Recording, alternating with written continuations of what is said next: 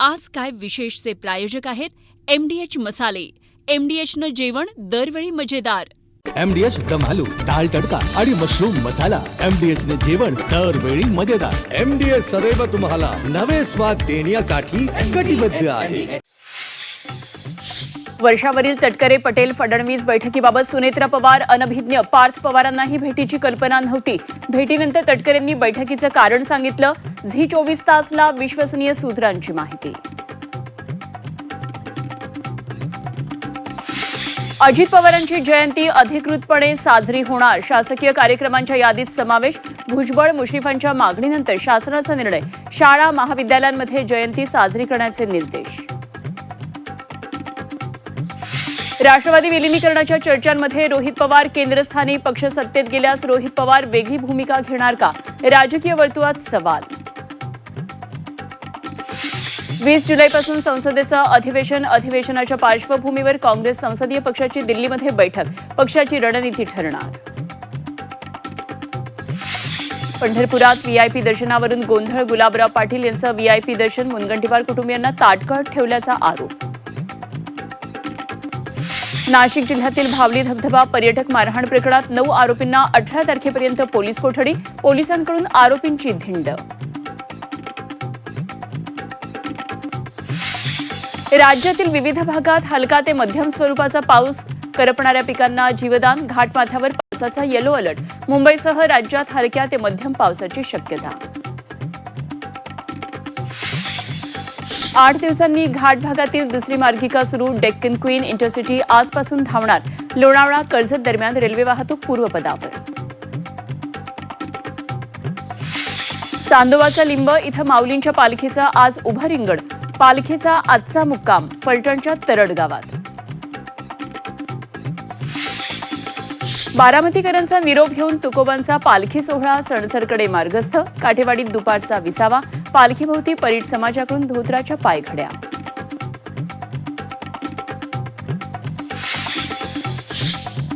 आणि इंग्लंडचा 2-1 धुव्वा उडवत अर्जेंटिनाची फुटबॉल वर्ल्ड कपच्या फायनलमध्ये धडक. अखेरच्या मिनिटांमध्ये मेसीची जादू. फायनलमध्ये स्पेन आणि अर्जेंटिना महामुकाबला.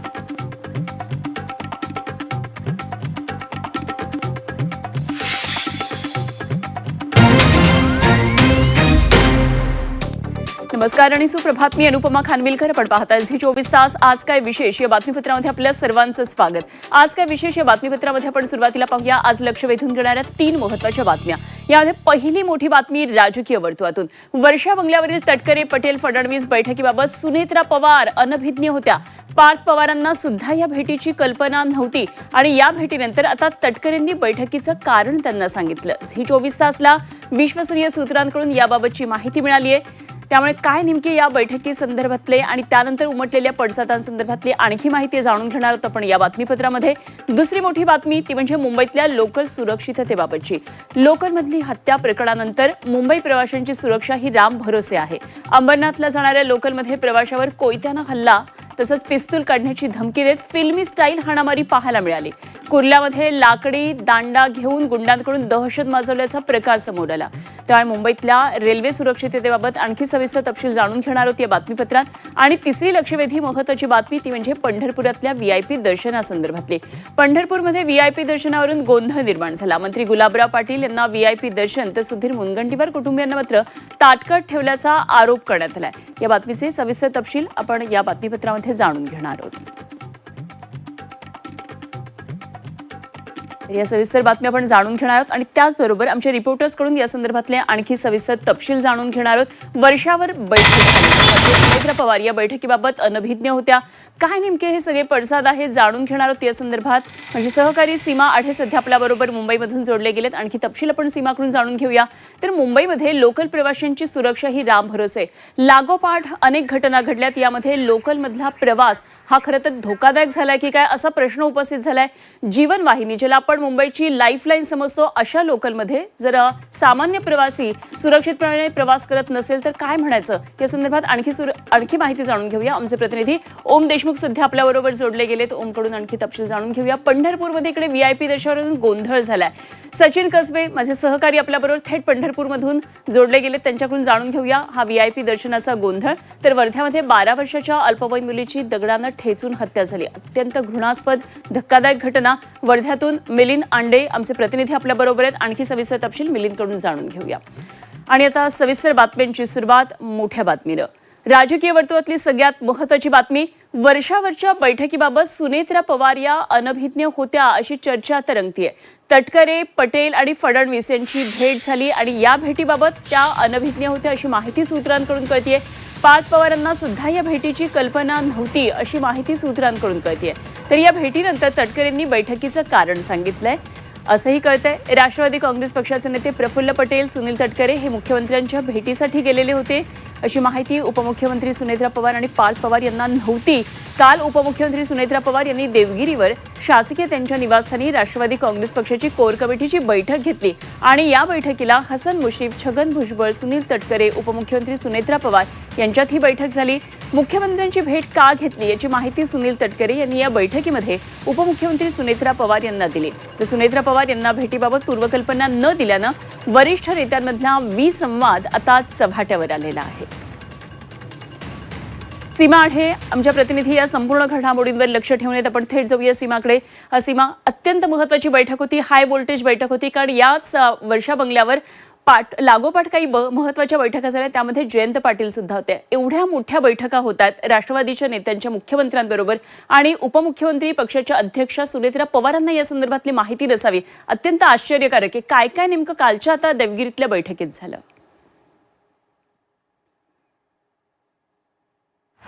नक्कीच अनुपमा, आतापर्यंत आपण जर पाहिलं असेल तर अनेक वेळा राष्ट्रवादी काँग्रेस पक्षातले जे वरिष्ठ नेते आहेत त्यांच्यामधला जो विसंवाद आहे, अंतर्गत वाद आहेत, ते वेळोवेळी चव्हाट्यावरती येत असतात. आणि त्यातच आता भर पडली आहे परवा रात्री झालेल्या बैठकीची. वर्षा निवासस्थानी मुख्यमंत्री देवेंद्र फडणवीस यांच्या भेटीसाठी सुनील तटकरे आणि प्रफुल्ल पटेल हे दाखल झाले आणि त्याचवेळी जयंत पाटील देखील वर्षावरती होते. आणि याबाबतची माहिती मिळतात, बातमी बाहेर येताच खरं तर सगळ्यांच्या भुवया उंचावल्या की त्या ठिकाणी जयंत पाटील देखील होते. आणि या नेत्यांमध्ये चर्चा पार पडली. मुख्यमंत्री देवेंद्र फडणवीस यांची या दोन्ही नेत्यांनी, राष्ट्रवादीच्या दोन्ही महत्त्वाच्या नेत्यांनी भेट घेतली आणि त्यानंतर काल दिवसभर याच बातमीची चर्चा होती. मात्र सगळ्यात आश्चर्यकारक बाब म्हणजे या भेटीची माहिती राष्ट्रीय अध्यक्षा सुनेत्रा पवार यांनाच नव्हती. याबाबतची माहिती मिळताच माध्यमांच्या माध्यमातून अनेक तर्कवितर्क जेव्हा लढवले जात होते या बैठकीसंदर्भात, तेव्हा सुनेत्रा पवार यांनी देवगिरी निवासस्थानी तातडीची बैठक बोलवली. या बैठकीमध्ये सुनील तटकरे यांना तर बोलावून घेतलेलंच होतं, मात्र दुसरीकडे हसन मुश्रीफ असतील, छगन भुजबळ असतील आणि इतर जे महत्त्वाचे नेते आहेत ते देखील दाखल झाले. आणि यांच्या सगळ्यांच्या उपस्थितीमध्ये खरं तर ही बैठक का होती, कशा संदर्भात मुख्यमंत्री यांची तुम्ही भेट घेतली अशी विचारणा सुनेत्रा पवार यांनी केली आणि याबाबतची माहिती आम्हाला का दिली गेली नव्हती असाही प्रश्न सुनेत्रा पवार यांनी बैठकीत विचारला. सोबतच या बैठकीची माहिती तर सुनेत्रा पवार यांना नव्हतीच, मात्र इतरही जे नेते आहेत त्यांनाही नव्हती आणि पार्थ पवार यांना देखील बैठकीची माहिती नव्हती. त्यामुळे कालची देवगिरीची जी बैठक आहे ती खरं तर हाय व्होल्टेज ठरली. तर मुख्यमंत्र्यांनी आम्हाला बोलावून घेतलेलं होतं असं स्पष्टीकरण किंवा अशी माहिती कालच्या बैठकीत सुनील तटकरे यांनी दिली. डिलिमिटेशन बिलला केंद्रामध्ये शरदचंद्र पवार पक्षाकडनं आपल्याला पाठिंबा मिळू शकतो, त्यामुळे तुम्ही गैरसमज करून घेऊ नका या संदर्भात सांगण्यासाठी आम्हाला बोलवण्यात आलेलं होतं असं स्पष्टीकरण सुनील तटकरे यांनी दिलं. मात्र त्याला उत्तर आणि प्रतिप्रश्न सुद्धा केला गेला की जर मुख्यमंत्र्यांनी बोलावून घेतलं होतं तर याबाबतची माहिती आम्हाला का दिली गेली नव्हती जर तुम्ही वर्षा निवासस्थानी भेट घ्यायला जाणार होते तर. खरं तर अनेक वेळा वेगवेगळ्या विषयावरून पार्थ पवार, सुनेत्रा पवार विरुद्ध सुनील तटकरे, प्रफुल्ल पटेल असा वाद जो आहे तो आपल्याला पाहायला मिळाला. आणि याच बैठकीवरून तर आता सुद्धा आपल्याला हे लक्षात येते की वरिष्ठ नेत्यांमध्ये कुठेतरी विसंवाद आहे. आता कशा पद्धतीने या बैठकीनंतर घडामोडी घडतात हे पाहणं महत्त्वाचं असेल आणि कशा पद्धतीने हा जो विसंवाद आहे हे दूर करण्यासाठी वरिष्ठ नेते प्रयत्न करत असतात. ठीक, सीमा, धन्यवाद दिलेल्या या सगळ्या सविस्तर तपशिलांसाठी. तर कुर्ला रेल्वे स्टेशनमध्ये गुंडांची दहशत पाहायला मिळाली. लाकडी दांडा घेऊन प्लॅटफॉर्मवर ही दहशत हे गुंड माजवत होते रेल्वे प्रवाशांमध्ये, त्यामुळे भीतीचं वातावरण तयार झालं. रेल्वे प्रवाशांची सुरक्षा त्यामुळे पुन्हा एकदा ऐरणीवर असल्याचं स्पष्ट होतंय. आरोपी रेल्वे पोलिसांच्या ताब्यात आहेत. मानसिक रुग्ण असल्याची पोलिसांनी माहिती दिलेली आहे.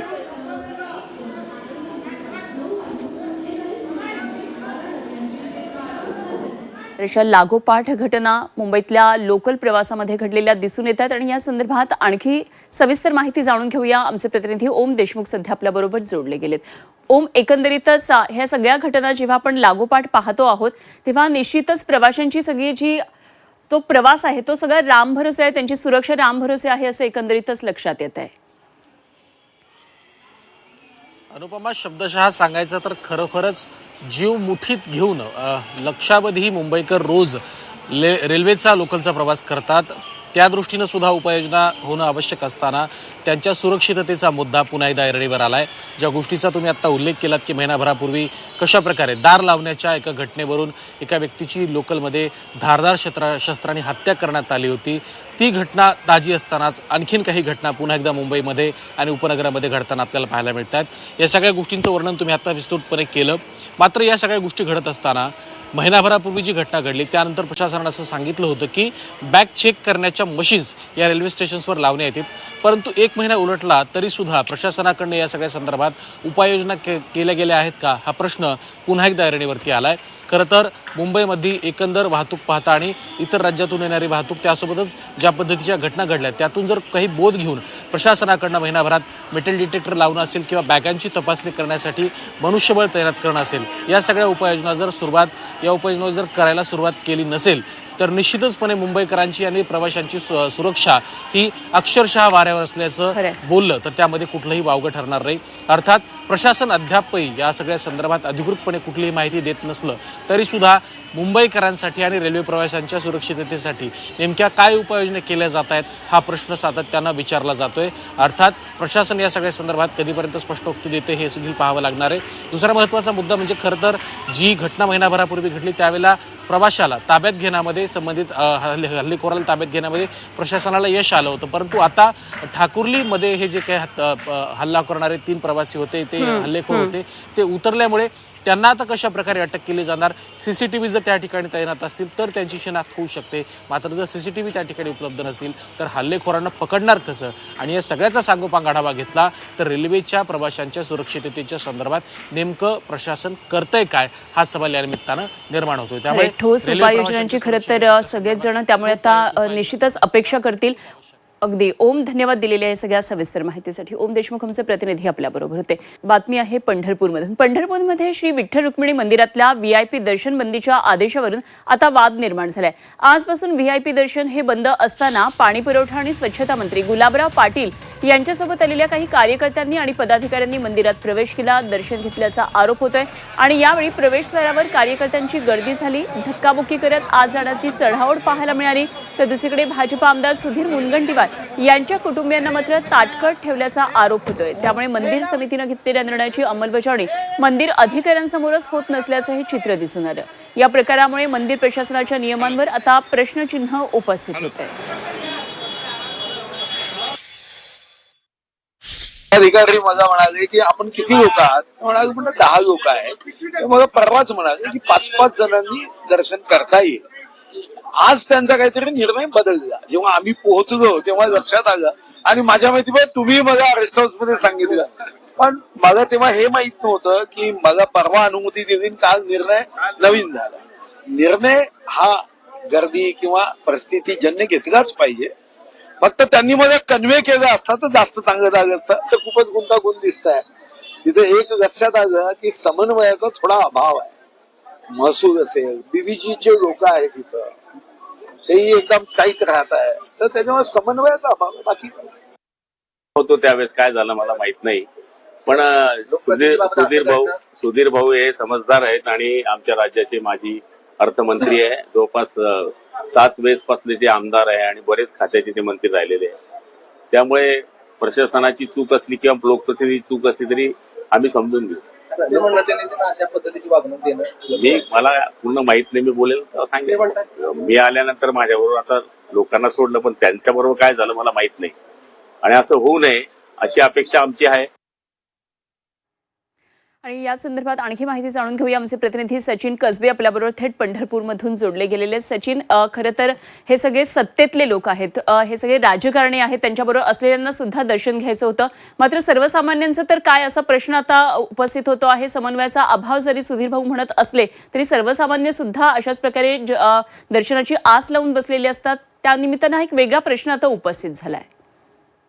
आषाढी वारीच्या सोहळ्यासाठी येत असलेल्या संपूर्ण वारकऱ्यांना जलद आणि सुलभ दर्शन व्हावं यासाठी मंदिर समितीच्या माध्यमातून कालपासून व्हीआयपी दर्शनावर निर्बंध आणलेले आहेत. जिल्हाधिकाऱ्यांच्या आदेशानुसार या व्हीआयपी दर्शन बंद केलेलं आहे. मात्र काल पहिल्याच दिवशी भाजपचे आमदार आणि माजी मंत्री सुधीर मुनगंटीवार यांना आणि त्यांच्या पत्नीलाच फक्त व्हीआयपी दर्शन देण्यात आलं किंवा घटनात्मक पदावर असल्यामुळे त्यांना दर्शन देण्यात आलं. मात्र मुनगंटीवार यांच्यासोबत असलेल्या ज्या काही 10 लोक होते त्यांना मंदिर समितीनं या व्हीआयपी दर्शनासाठी सोडलं नाही. यानंतर मुनगंटीवार यांनी सुद्धा महसूल प्रशासन, मंदिर प्रशासन यांच्यातला समन्वय असेल त्यावर नाराजी व्यक्त केली. तसेच बीव्हीजीचे जे कमांडो आहेत त्यांच्या वागणुकीबद्दल सुद्धा त्यांनी तीव्र नाराजी व्यक्त केलेली आहे. मात्र त्यानंतर अवघ्या काही वेळातच आलेले राज्याचे पाणी पुरवठा मंत्री गुलाबराव पाटील यांच्यासोबत असलेल्या शिवसेनेच्या 10 ते 15 पदाधिकाऱ्यांना मात्र या व्हीआयपी दर्शनाचा लाभ झालेला आहे. मंदिर समितीच्या अधिकाऱ्यांसमोरच हे सगळे पदाधिकारी कार्यकर्ते हा व्हीआयपी बंदीचा आदेश झुगारून मंदिरात शिरले आणि त्यांच्या समोरच हा सगळा फज्जा उडाल्याचा आपल्याला पाहायला मिळालेला आहे. त्यामुळे एकीकडे भाजपच्या नेत्याला वेगळा न्याय आणि शिवसेनेच्या मंत्र्याला वेगळा न्याय अशा पद्धतीची वागणूक श्री विठ्ठल रुक्मिणी मंदिरामध्ये पाहायला मिळाली.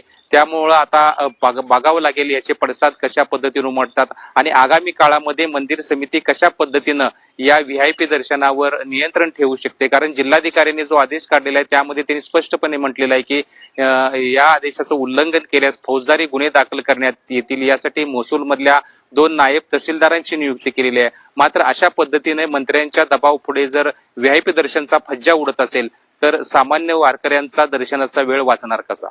खरं आहे. सचिन, धन्यवाद दिलेल्या सगळ्या सविस्तर माहितीसाठी. सचिन कसबे आमचे प्रतिनिधी पंढरपूरमधून आपल्या बरोबर होते. जाऊया पुढच्या बातमीकडे. राजकीय वर्तुळातली महत्त्वाची बातमी. काँग्रेस संसदीय गटाची आज बैठक आहे. अधिवेशनाच्या रणनीतीवर नेते आज चर्चा करणार आहेत. सोनिया गांधी यांच्या निवासस्थानी या बैठकीचं आयोजन केलेलं आहे. काँग्रेस नेते अधिवेशनाची रणनीती या बैठकीमध्ये ठरवणार आहेत. संसदेच्या पावसाळी अधिवेशनाच्या पार्श्वभूमीवर काँग्रेसनं रणनीती आखायला आता सुरुवात केलेली आहे आणि काँग्रेस संसदीय रणनीती गटाची ही महत्त्वाची बैठक आज पार पडणार आहे. ही बैठक काँग्रेस संसदीय पक्षाच्या नेत्या सोनिया गांधी यांच्या 10 जनपथ इथल्या निवासस्थानी आयोजित करण्यात आली आहे. 20 जुलैपासून सुरू होणाऱ्या संसदेच्या अधिवेशनात कोणते मुद्दे उपस्थित करायचे, पक्षाची भूमिका नेमकी काय असणार यावर या बैठकीत चर्चा केली जाणार आहे. विरोधकांच्या भूमिकेच्या दृष्टीनं काँग्रेसची पुढची रणनीती या बैठकीत निश्चित होण्याची शक्यता आहे.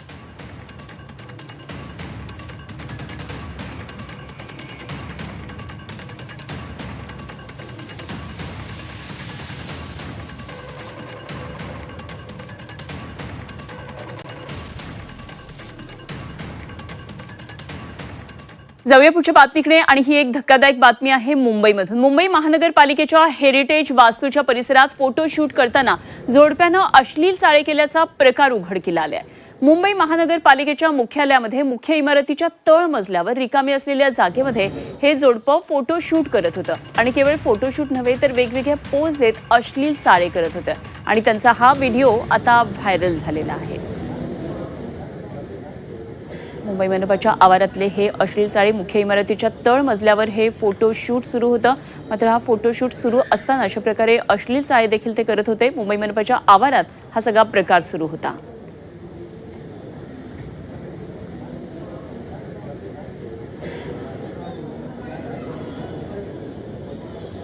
तर फोटोशूट करण्याच्या या ट्रेंडमध्ये आपण नेमकं काय करतोय हे सुद्धा याचं सुद्धा त्यांना भान राहिलेलं नव्हतं. फोटोशूट करताना अश्लील चाळे सुरू होते आणि विशेष म्हणजे मुंबई मनपाच्या आवारामध्ये हे सगळे अश्लील चाळे सुरू होते.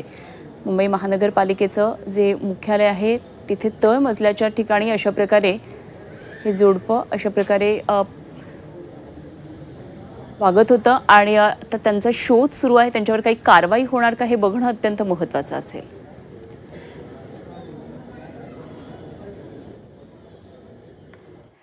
राष्ट्रवादीचे माजी आमदार अमोल मिटकरी यांनी कृषी मंत्री दत्तात्रय भरणे यांच्यावर जाहीर नाराजी व्यक्त केली आहे. शेतकऱ्यांच्या समस्या मांडण्यासाठी पक्षातल्या कार्यकर्त्यांनी भरणेंना वारंवार संपर्क साधला, मात्र कृषी मंत्र्यांनी फोनच उचलला नाही असा आरोप मिटकरींनी केला.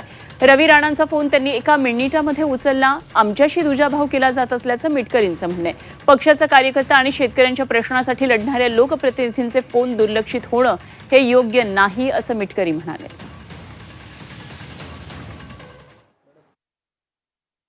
पक्षाच्याच एका कार्यकर्त्यांनी 5दा फोन केल्यावर उचलत नाहीत, मात्र आमदार रवी राणाचा फोन एका मिनिटात उचलून त्यांच्यासोबत संवाद साधतात. याला म्हणतात घर की मुलगी दाल बराबर. त्याच्यामुळं दत्ता मामांच्या अशा वागण्याचा आमच्यासारख्याला त्रास होतोय. आमच्यासारख्याला म्हणजे पक्षातील सामान्य कार्यकर्त्यांना, की एकदा फोन उचलून विचारा तर की काय करायचं आहे, ते कंपनीवर FIR करायची आहे की ते अधिकारी मुजोर आहेत, एवढं तर विचारा. बाकी काही आम्ही तुम्हाला मागत नाही. त्यामुळे आमच्याशी केलेला दुजाभाव हा वेदनादायी होता आणि म्हणून ती नाराजी मी लोकशाहीच्या पद्धतीनं मांडली. आता ते हे ऐकल्यानंतर परत मला मदत करतील की नाही आमच्या अकोला जिल्ह्यातील शेतकऱ्यांना, याबद्दल मला शंका आहे. पण त्यांचं हे वागणं बरं नव्हतं. आणि आता जाऊया जिल्ह्यातल्या बातम्यांकडे आणि सुरुवात करूया पुणे जिल्ह्यातून. पुण्यातील आर्म फोर्सेस मेडिकल कॉलेज इथे 60व्या बॅचचा कमिशनिंग समारंभ पार पडला. यावेळी 141 वैद्यकीय पदवीधरांची सशस्त्र दल वैद्यकीय सेवेत नियुक्ती करण्यात आली. त्यापैकी 112 जण भारतीय सैन्यात, 12 नौदलामध्ये आणि 17 हवाई दलामध्ये दाखल झाले आहेत. पुणे ग्रँड टूर आंतरराष्ट्रीय सायकल स्पर्धेच्या पार्श्वभूमीवर शहरातल्या 130 किलोमीटर रस्त्यांचं पुनर्डांबरीकरण आणि दुरुस्ती करण्यात येणार आहे. या कामासाठी 137 कोटी रुपयांच्या खर्चाला महापालिकेच्या पूर्वगणन समितीनं मंजुरी दिली आहे.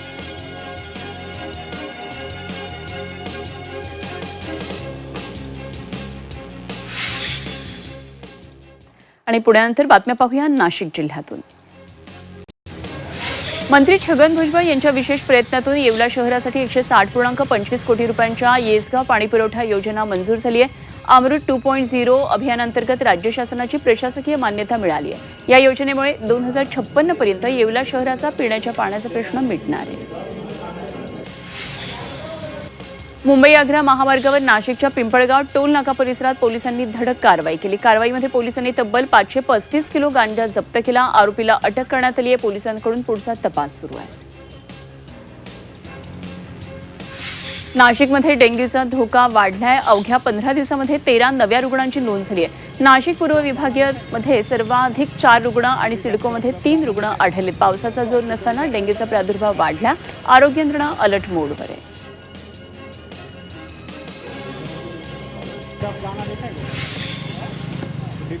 पुढे बातम्या पाहूया छत्रपती संभाजीनगरमधून. छत्रपती संभाजीनगरच्या नवीन पाणीपुरवठा योजनेच्या कामातील दिरंगाईवर मुख्यमंत्री देवेंद्र फडणवीस यांनी तीव्र नाराजी व्यक्त केली आहे. मुंबईत झालेल्या उच्चस्तरीय बैठकीत कंत्राटदार कंपनी आणि महाराष्ट्र जीवन प्राधिकरणाच्या अधिकाऱ्यांची त्यांनी चांगलीच खरडपट्टी काढली.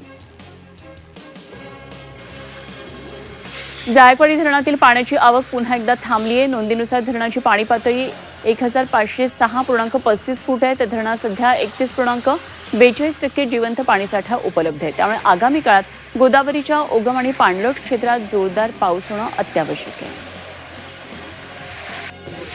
छत्रपती संभाजीनगर शहरातल्या गुंठेवारी धारकांना मनपानं दिलासा दिलाय. भूखंड नियमितकरणाच्या विकास आकारामध्ये सवलत जाहीर करण्यात आली. 15 जुलै ते 15 सप्टेंबर दरम्यान अर्ज केला तर विकास आकारामध्ये 50% सवलत मिळणार आहे.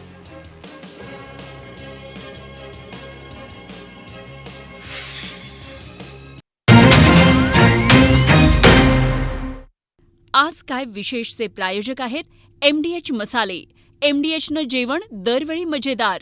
MDH दम आलू, डाळ तडका आणि मशरूम मसाला. MDH ने जेवण दरवेळी मजेदार. MDH सदैव तुम्हाला नवे स्वाद देण्यासाठी कटिबद्ध आहे.